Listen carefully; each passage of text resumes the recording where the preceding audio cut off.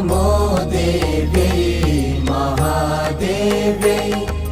शिवायै सततं नमः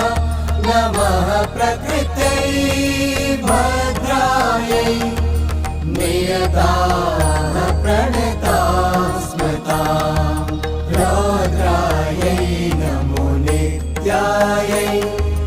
गौर्यै धात्र्यै नमो नमः ज्योत्स्नायै चेन्दुरूपिण्यै सुखायै सततं नमः कल्याणै प्रणतां वृद्ध्यै सिद्ध्यै कुर्मो